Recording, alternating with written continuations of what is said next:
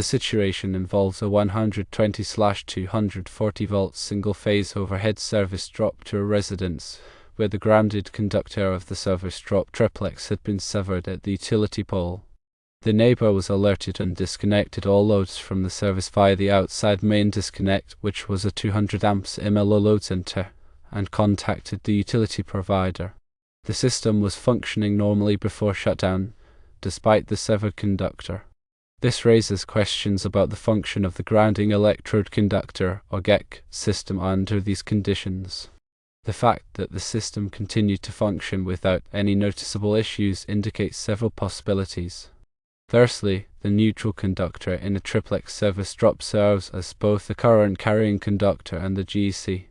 When the GEC is severed, the neutral becomes insulated, which can still allow for the flow of current through the system. This is because the neutral is connected to the grounding electrode at the transformer and at the service entrance. Secondly, in the event of a ground fault in the system, a high current would flow through the ground path established by the neutral conductor. This current would be limited by the impedance of the path, which includes the resistance of the neutral wire and the grounding resistance at the service entrance. Thirdly, the 200 amps MLO load center may have provided limited protection against ground faults. However, without a properly functioning GEC, the ground fault protection would be significantly reduced. There are potential consequences of a severed GEC. If a person were to come into contact with a grounded object, such as metal plumbing and a live wire on the system, they could experience an electrical shock. Electrical equipment and appliances connected to the system could be damaged due to overcurrent or voltage surges. A prolonged ground fault could lead to overheating of the neutral wire, which could start a fire. The neighbor's prompt actions in disconnecting the loads and calling for emergency service were appropriate and prevented any potential accidents. It is recommended to survey the system to ensure that the GEC and all other components are properly installed and functioning correctly.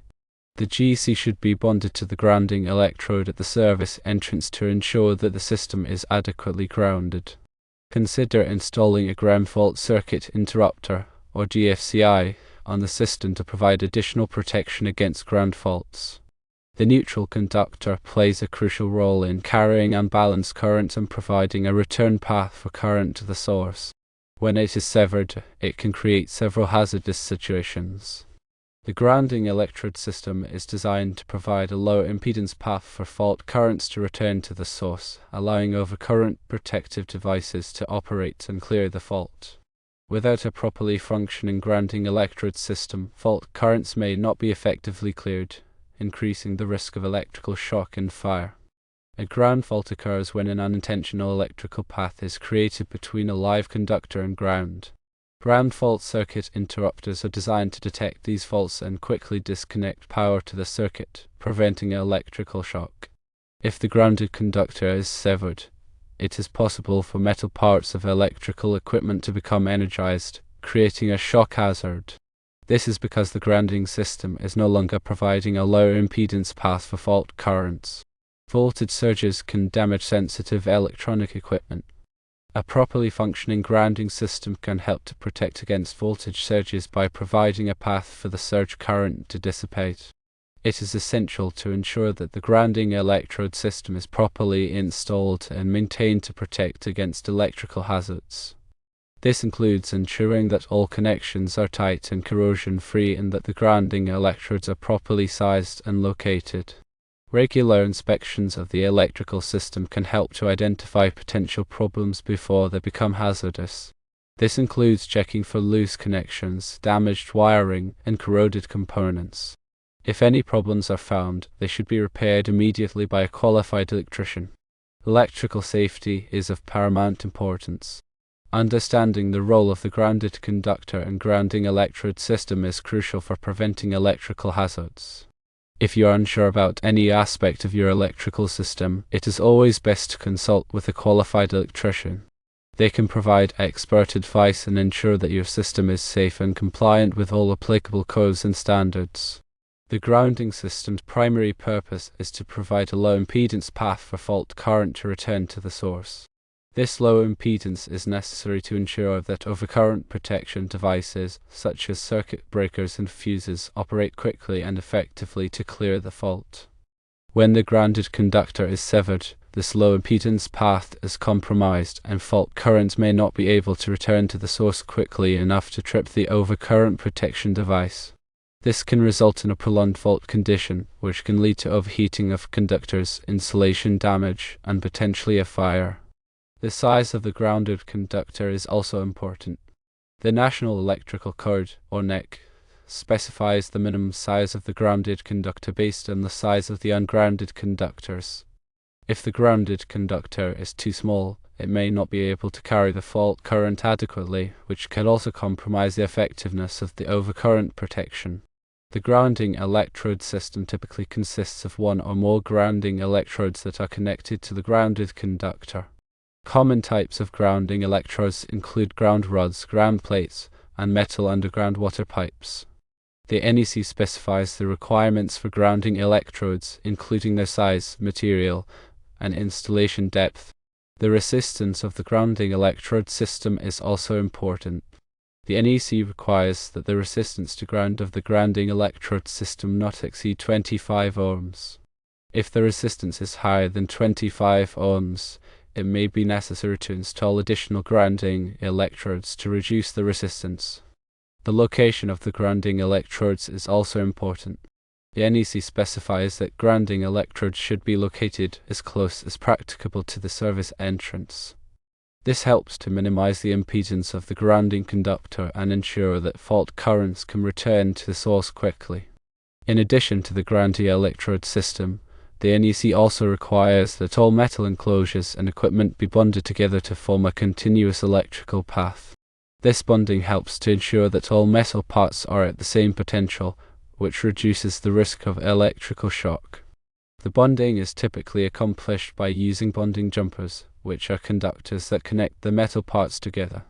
The size of the bonding jumpers is also important. The NEC specifies the minimum size of the bonding jumpers based on the size of the circuit conductors. If the bonding jumpers are too small, they may not be able to carry the fault current adequately, which can also compromise the effectiveness of the overcurrent protection. Regular inspections of the grounding system are essential to ensure that it is functioning properly. These inspections should include checking for loose connections, corrosion, and damage to the grounding electrodes and bonding jumpers. If any problems are found, they should be repaired immediately by a qualified electrician. The role of the grounded conductor in a 120/240 volt single-phase system is to provide a return path for current. In a properly functioning system, the grounded conductor is connected to ground at the service entrance and at the transformer.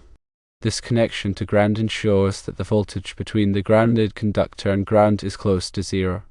When the grounded conductor is severed, this connection to ground is lost, and the voltage between the grounded conductor and ground can rise to dangerous levels. This can create a shock hazard if someone comes into contact with the grounded conductor and ground. In addition to providing a return path for current, the grounded conductor also plays a role in protecting against overvoltages. Overvoltages can be caused by lightning strikes, switching surges, or other events. The grounded conductor provides a path for these overvoltages to dissipate to ground, protecting equipment from damage. When the grounded conductor is severed, this protection is lost, and equipment is more susceptible to damage from overvoltages. The GFCI is a device that is designed to protect people from electrical shock. It works by monitoring the current flowing in the hot and neutral conductors. If there is a difference of more than a few milliamperes between the current flowing in the hot and neutral conductors, the GFCI will trip, interrupting the flow of electricity. This difference in current indicates that some of the current is flowing through an unintended path, such as through a person. GFCIs are typically installed in areas where there is a high risk of electrical shock, such as bathrooms, kitchens, and outdoor locations. They are also required by code in many of these locations. GFCIs are very effective at preventing electrical shock, but they are not a substitute for proper grounding.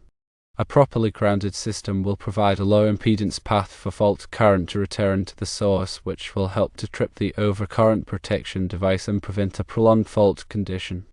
In addition to GFCIs, there are other types of ground fault protection devices available, such as ground fault relays and ground fault circuit breakers. These devices are typically used in commercial and industrial applications. They work on the same principle as GFCIs, but they are designed to protect equipment from damage due to ground faults. Ground fault protection devices are an important part of any electrical safety program. They can help to prevent electrical shock, fire, and equipment damage. The NEC contains detailed requirements for grounding and bonding. These requirements are designed to ensure that electrical systems are safe and reliable. It is important to consult the NEC and other applicable codes and standards when designing and installing electrical systems. Proper grounding and bonding is essential for electrical safety. It is important to ensure that electrical systems are properly grounded and bonded to protect people and equipment from electrical hazards. The NEC Table 250.122 provides minimum sizes for equipment grounding conductors for grounding raceway and equipment. A licensed electrical contractor should always be called to evaluate any damaged or improperly installed equipment. They have the training and equipment to evaluate an electrical system and make any necessary repairs to meet current code.